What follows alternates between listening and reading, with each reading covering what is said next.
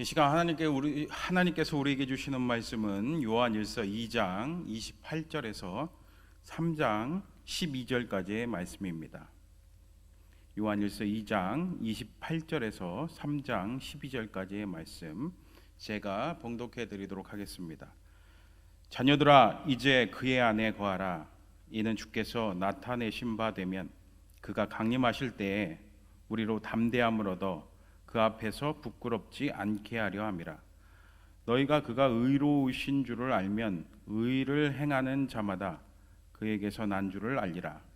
보라, 아버지께서 어떠한 사랑을 우리에게 베푸사 하나님의 자녀라 일컬음을 받게 하셨는가.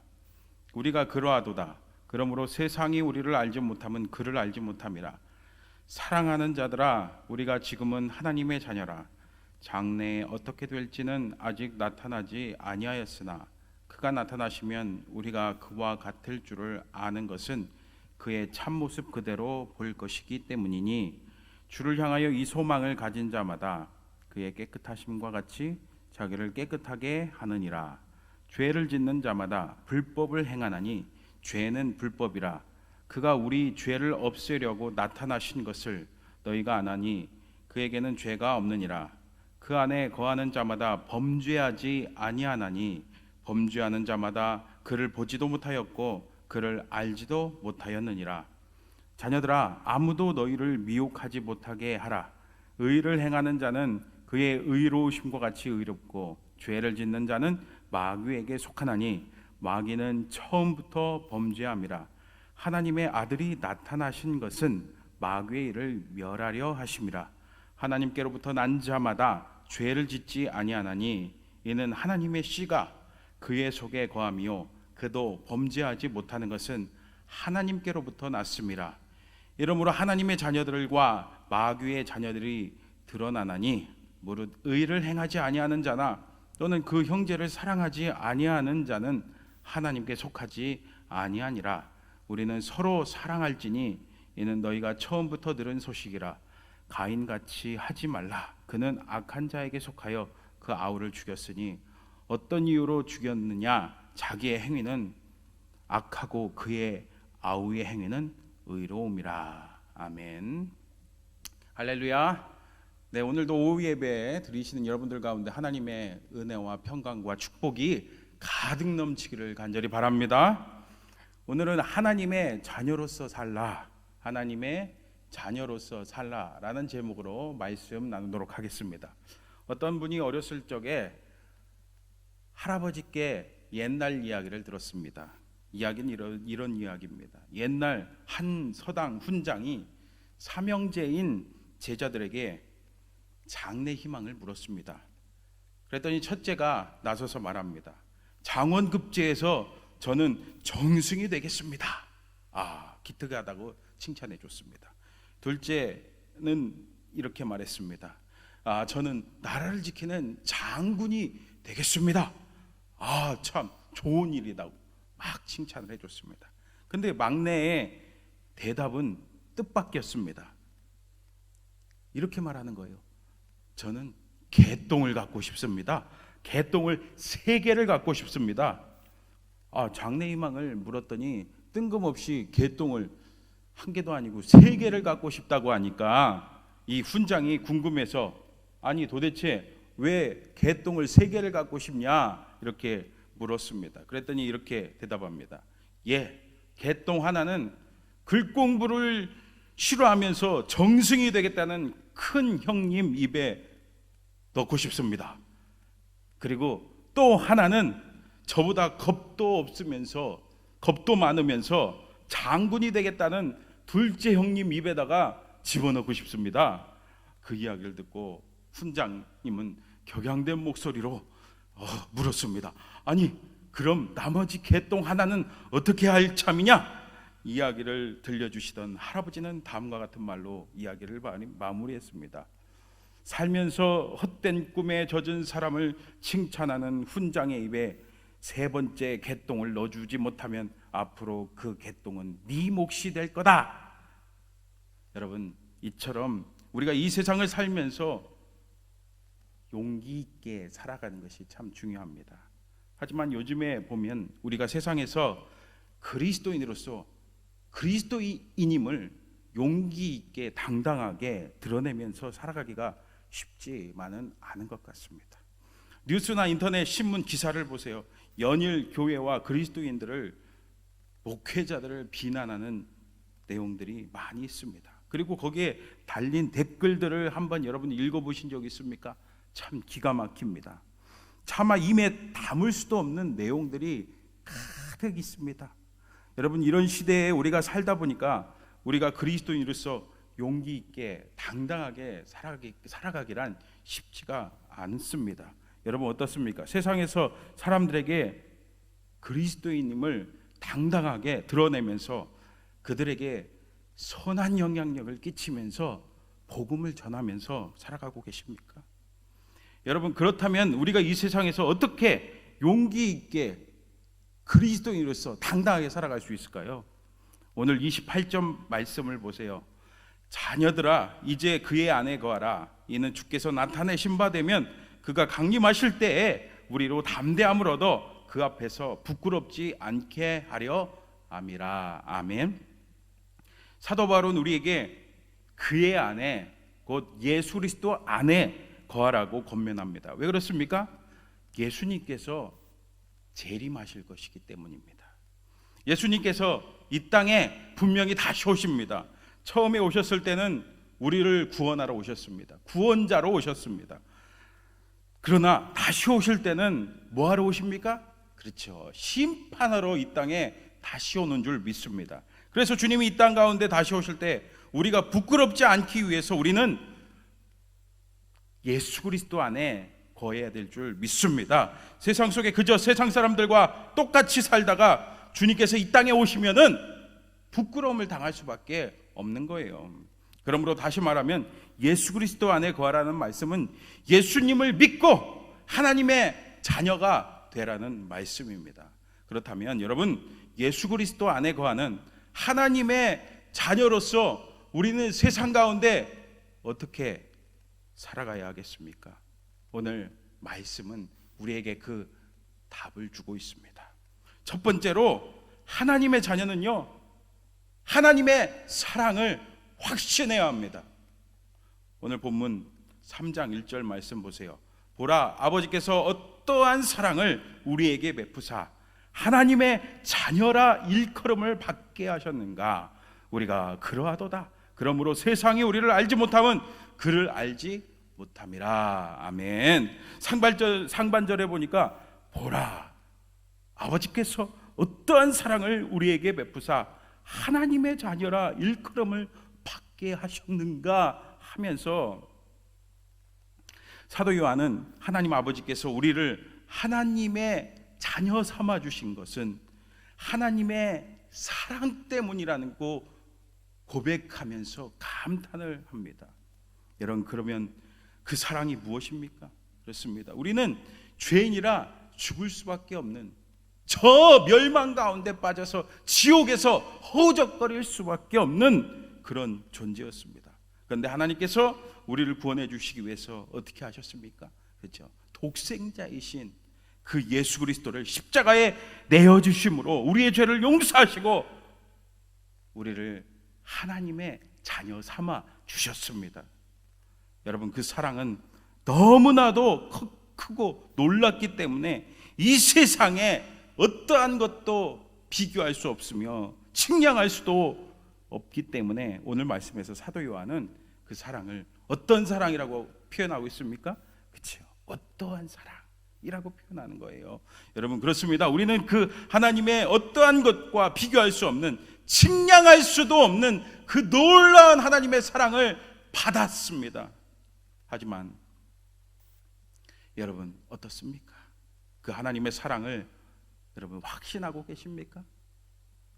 여러분, 우리가 살다 보면은 때로는 사람들의 말 때문에, 그리고 마귀, 원수 마귀의 유혹 때문에, 그리고 우리의 욕심, 죄성 때문에, 우리의 이 육신의 연약함 때문에 등등 여러 가지 이유로 우리는 하나님의 사랑을, 그리고 하나님의 자녀라는 사실을 종종 잊고 삽니다. 그리고 이전에 나온 것과 같이 아직 예수님께서 오시지 않았기 때문에, 우리가 아직 이 땅에 머물러 있기 때문에 우리가 때로는 하나님의 그 사랑과 하나님의 자녀라는 것이 흔들릴 때가 있습니다. 하지만 분명히 기억하시기 바랍니다. 마귀가, 그리고 세상의 사람들이 우리를 막 흔들지라도 하나님의 말씀은요 변함이 없습니다. 로마서 5장 8절 말씀 보세요. 우리가 아직 죄인 되었을 때 그리스도께서 우리를 위하여 죽으심으로 하나님께서 우리에 대한 자기의 사랑을 확증하셨느니라. 여러분, 요한복음 1장 12절 말씀도 보세요. 영접하는 자 곧 그 이름을 믿는 자들에게는 하나님의 자녀가 되는 권세를 주셨으니. 할렐루야.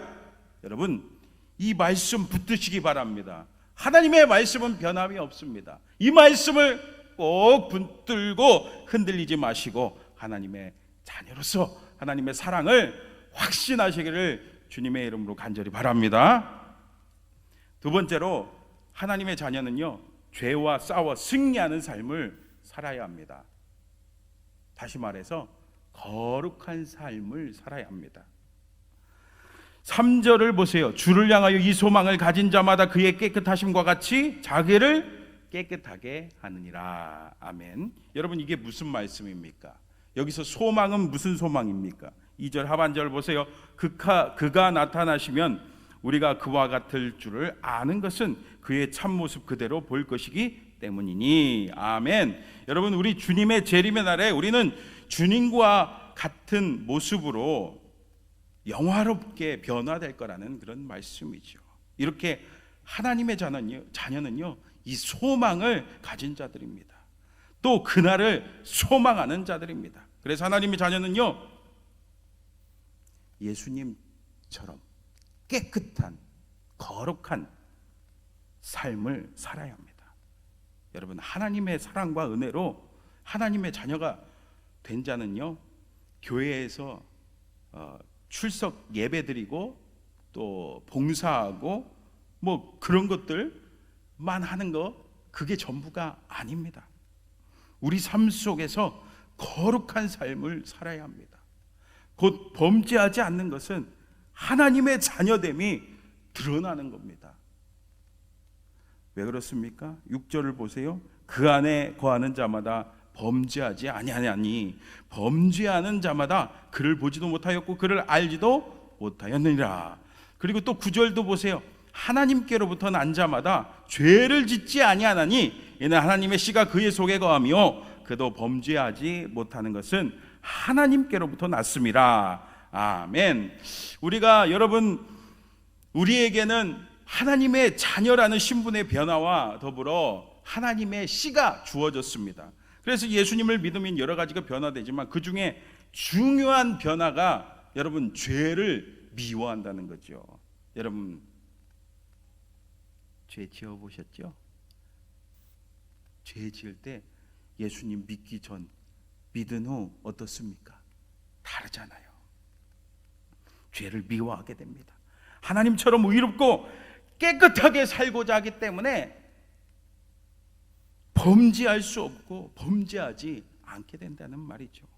그러나 예수님을 영접하지 않은 자는 어떻습니까? 8절을 보세요. 죄를 짓는 자마다 마귀에게 속하나니 마귀는 처음부터 범죄함이라. 하나님의 아들이 나타나신 것은 마귀의 일을 멸하려 하심이라. 아멘. 마귀에게 속한 자는 처음부터 범죄한 마귀를 닮아 지속적으로 범죄하며 불법을 행함으로 하나님을 대적하며 살아갑니다. 곧 예수님을 영접하지 않은 사람들이죠. 예수님을 믿지 않는 사람들이죠. 그 사람들은 여전히 마귀에게 속해서 마귀의 종이기 때문에 범죄 가운데 살아갑니다. 여러분, 그렇습니다. 바로 이것이 하나님의 자녀들이 마귀의 자녀들과 구별되는 특징입니다. 그러므로 우리가 진정 하나님의 자녀가 되었다면은 우리는 거룩한 삶, 깨끗한 삶을 살아야 될 줄 믿습니다. 죄와 마귀와 싸워서 승리해야 됩니다. 그러나 뉴스를 보면은 목사님도 그리스도인들도 죄를 짓는 모습들이 많이 있습니다. 왜입니까? 여전히 우리는 연약한 육신을 입고 있고 마귀는요 우는 사자와 같이 삼킬 자를 찾고 있다고 하지 않습니까? 그래서 우리는 때때로 죄에 마귀의 유혹에 넘어져서 쓰러지고 자빠질 때가 많이 있습니다. 이렇게요 우리의 힘으로는요 죄와 마귀와 싸워서 승리할 수가 없어요.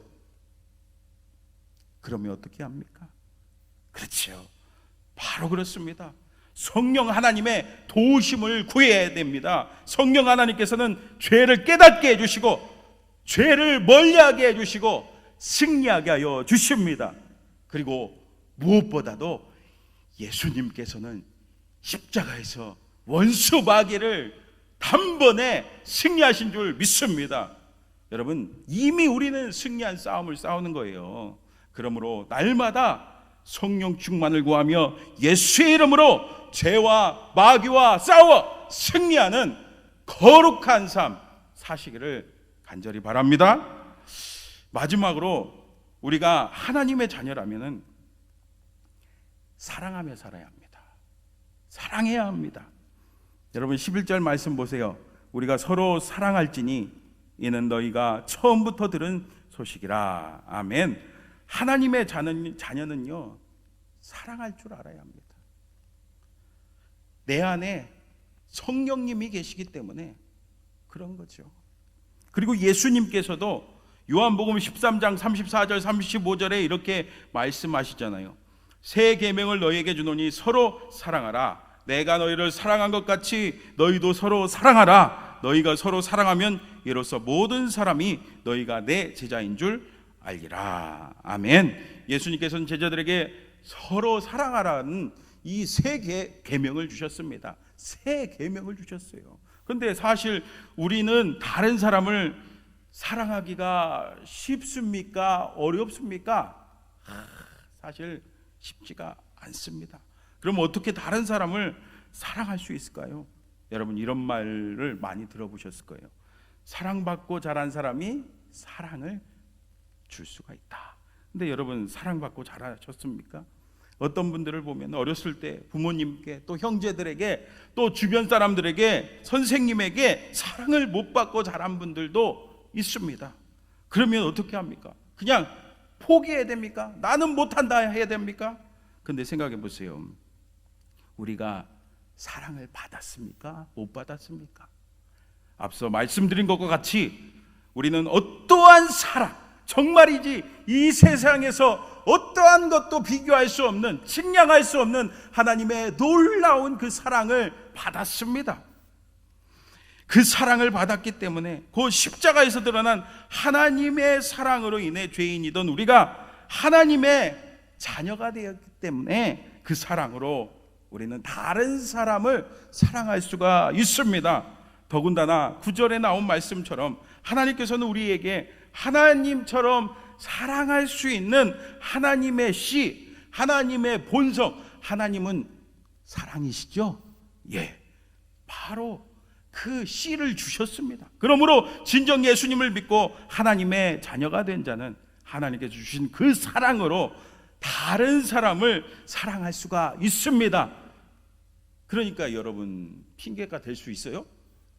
저는 어렸을 때 부모님에게 사랑을 못 받아서 사랑을 베풀 줄 몰라요. 이게 말이 됩니까? 여러분 정말 예수님 믿고 거듭났다면, 성령이 내 안에 계신다면은 우리는 사랑할 수가 있습니다.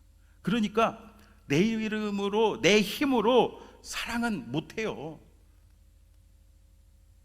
하나님께 사랑할 수 있도록 도우심을 구해야 됩니다. 여러분 원수 같은 남편 있으십니까? 진짜 원수 같은 직장 동료가 있습니까?